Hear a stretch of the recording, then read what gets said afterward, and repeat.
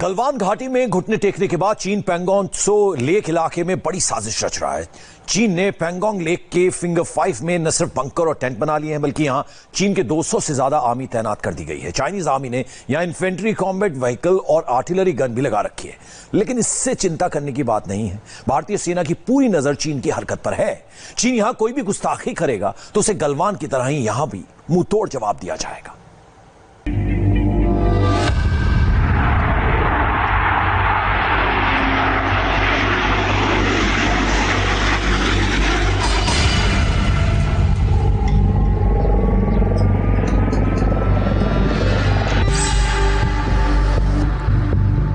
Pangong Tso lake पर चीन की दगाबाजी की यह सबसे लेटेस्ट सैटेलाइट तस्वीर है। गलवान के बाद चाइनीज आर्मी पैंगोंग झील के फ्रंट पर बहुत एक्टिव हो गई है। इस वक्त पैंगोंग झील में फिंगर 4 और 5 के बीच चीन ने कई बंकर बना लिए हैं। दोनों फौज आमने सामने है और जो हरकत चीन ने गलवान घाटी में की है, वो ऐसी ही तैयारी अब पैंगोंग झील के मोर्चे पर कर रहा है। नए खतरे को सैटेलाइट इमेज के जरिए समझिए, जिसमें पैंगोंग त्सो झील के दक्षिण में पीएलए की नई पोजीशन साफ तौर पर देखी जा सकती है। इन तस्वीरों में चीन के नए कैंप साफ साफ नजर आ रहे हैं। रिपोर्ट्स के मुताबिक चीन ने पैंगोंग त्सो लेक के फिंगर 5 के ऊपर पीएलए की नई टुकड़ियां तैनात कर दी हैं। सैटेलाइट तस्वीरों में चीन के नए नए कैंप और ट्रैक नजर आ रहे हैं।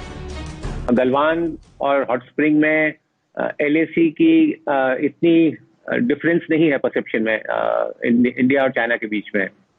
जो खास मुद्दा चल रहा है वो जैसा आप दिखा रहे हैं वो पैंगोंग त्सो लेक पर है, जहां पर हम मानते हैं कि एलएसी फिंगर 8 तक है और हम वहां तक पेट्रोल कर रहे थे, और चाइना मानता है कि एलएसी फिंगर 4 पर है और वो वहां पर पेट्रोलिंग करता था।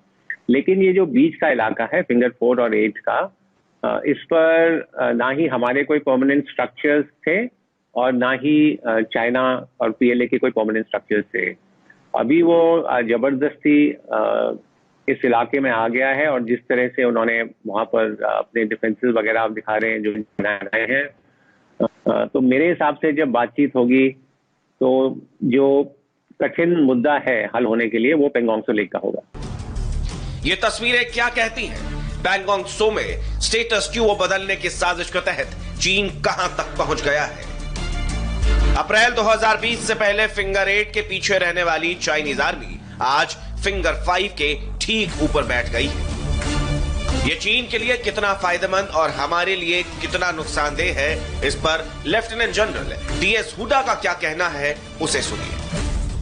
देखिए, अगर स्ट्रेटेजिक टर्म्स में देखें तो इतना ज्यादा फर्क नहीं है कि फिंगर 8 से उठकर और फिंगर 5 के इलाके में आ गया है तो उसको बहुत ज्यादा कोई स्ट्रेटेजिक एडवांटेज मिला है।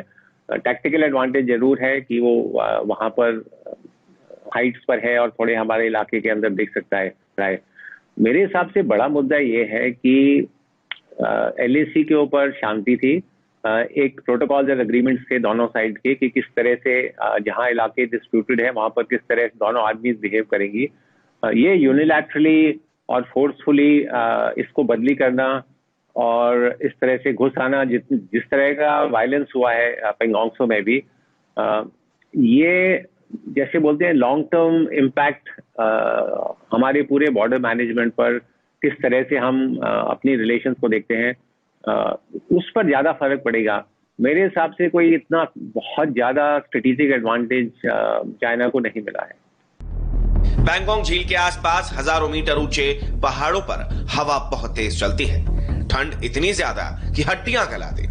यहाँ जंग क्या, किसी इंसान का ज्यादा देर बाहर आसमान के नीचे कुछ देर खड़े रहना भी आसान नहीं है।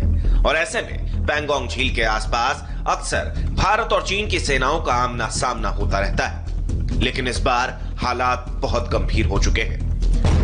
फिंगर 4 से फिंगर 8 तक की इक्वेशन समझने के लिए यहाँ के भौगोलिक हालात और उस पर भारत और चीन की पोजीशन समझिए।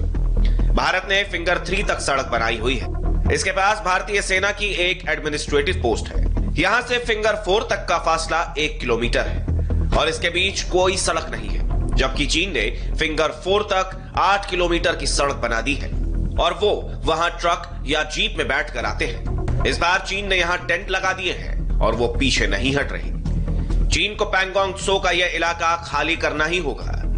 इस इलाके से चीन को पीछे धकेलना क्यों जरूरी है, इस पर लद्दाख के पूर्व कमांडिंग अफसर कर्नल डिग्गी ने जो कहा वो भी जानना जरूरी है। ग्राउंड पोजीशन पे कोई स्ट्रैटेजिक इंपॉर्टेंस नहीं है कि कोई 4 किलोमीटर या 5 किलोमीटर या 2 किलोमीटर अंदर आते हैं, उससे कोई स्ट्रैटेजी में कोई ज्यादा परिवर्तन नहीं होने वाला है। लेकिन जो मेन मुद्दा है कि जो हमारी टेरिटोरियल इंटीग्रिटी, मान लीजिए जो हम मानते हैं कि जो हमारा इलाका है, उस इलाके में 1 इंच भी आगे आना वो हमारे टेरिटोरियल इंटीग्रिटी को अफेक्ट करता है। तो इसी को रोकने के लिए ये पूरी कार्रवाई की जाती है। तो सबसे पहले तो जैसे इन्होंने अभी चारों जगहों पे आया है और चारों जगह पे उन्होंने कंटेस्ट किया है जो एलएसी है। जो एलएसी आपको पता ही है, एलएसी भी एक धारणा है, कोई मैप हमारे बीच में एक्सचेंज हुआ नहीं है कि हमें एग्जैक्टली पता है कि कहां से कहां, हमें पता है, उनको भी पता है, लेकिन ऐसा कोई एग्रीमेंट नहीं है कि एलएसी पे है। और एलएसी में भी पैंगोंग जैसे इलाके में ऐसा इलाका है जहां पर उसका भी 2 रूप है, तो इसीलिए वहां पर जिस तरह के झड़प होते रहते हैं। और हमारा जो अभी टॉक्स हो रहा है जिसकी आपने जिक्र किया था, पैंगोंग त्सो के जिस इलाके में चीन चोरी छिपे आकर बैठ गया है, उस इलाके का भूगोल भी आपको समझाते हैं। चीन पैंगोंग लेक के फिंगर 5 की पहाड़ियों पर जमा है। फिंगर 5 पर चीन के 200 जवान और 6 बंकर मौजूद हैं। पैंगोंग लेक के दक्षिणी हिस्से में चीन ने नए बोट शेड बनाए हैं। चाइनीज आर्मी ने इन्फेंट्री कॉम्बैट व्हीकल और आर्टिलरी गन भी लगाया है।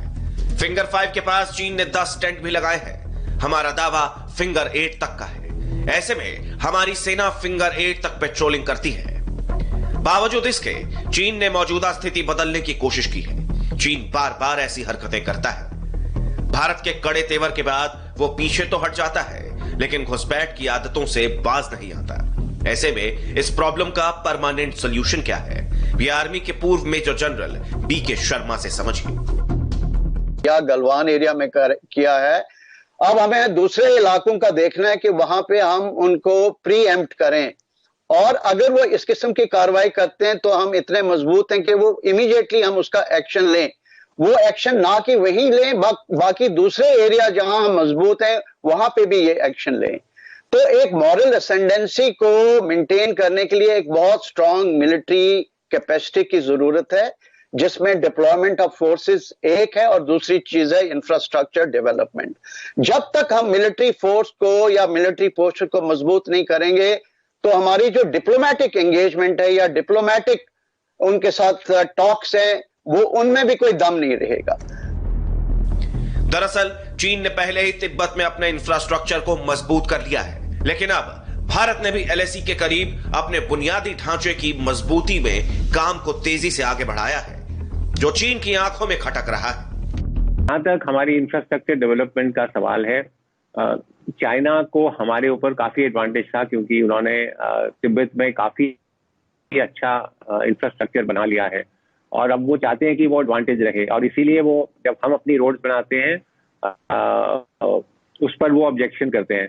लेकिन ये एक और एरिया है जहां हमको बिल्कुल स्ट्रांगली और फर्मली खड़ा रहने की जरूरत है, क्योंकि अगर हमको अच्छी तरीके से अपना बॉर्डर मैनेजमेंट करना है, अच्छी तरीके से चाइना को अंदर आने से रोकना है, तो हमको अपना इंफ्रास्ट्रक्चर डेवलपमेंट करना जरूरी है। तो ये इस बात पर मेरे हिसाब से कोई शक नहीं होना चाहिए कि हम अपना इंफ्रास्ट्रक्चर डेवलपमेंट रोक देंगे। लेकिन जिस तरह से चीन को गलवान वैली में झुकना पड़ा, उसी तरह से उसे पैंगोंग त्सो से भी वापस जाना होगा, वरना चीन की आर्मी को उसी की जुबान में जवाब देने के लिए हमारे जाबाज भी हर पल मुस्तैद है।